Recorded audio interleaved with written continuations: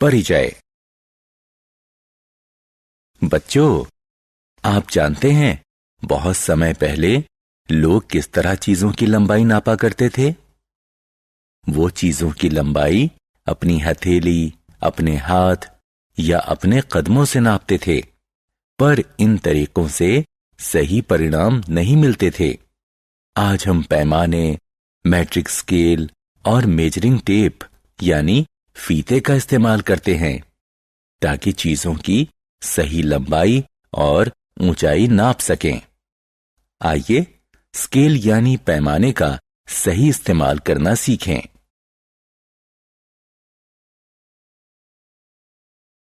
आओ सीखें। पैमाने का इस्तेमाल करके चीजों की लंबाई मापना। मीटर और सेंटीमीटर में लंबाई मापना। मीटर और सेंटीमीटर के बीच का संबंध समझना।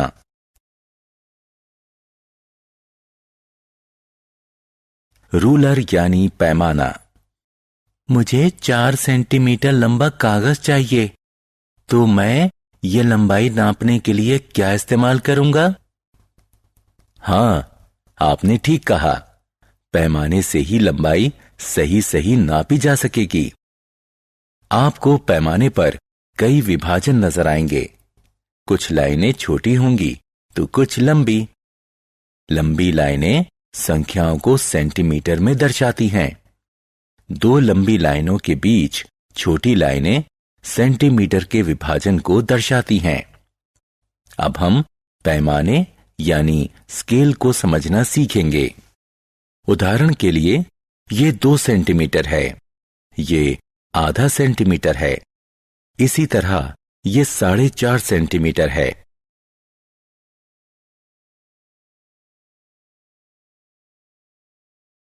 लंबाई मापना।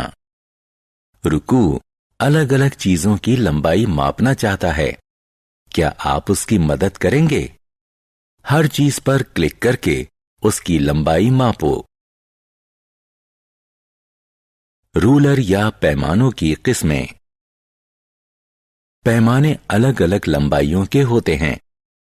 यहां जो पैमाना दिख रहा है वो 15 सेंटीमीटर तक की लंबाई का हो सकता है। दूसरा पैमाना 30 सेंटीमीटर तक की लंबाई नाप सकता है, पर कोई पैमाना हर चीज को नहीं नाप सकता।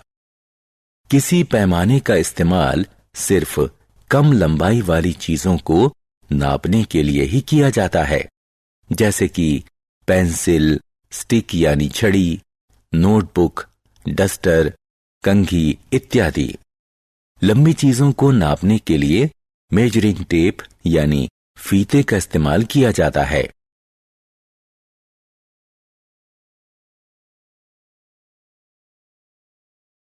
रूपांतरण।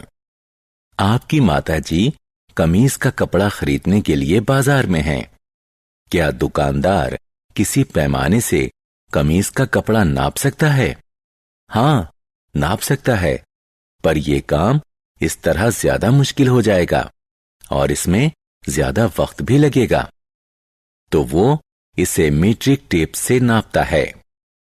इसमें कम मेहनत और कम समय लगेगा। 1 मीटर 100 सेंटीमीटर के बराबर होता है।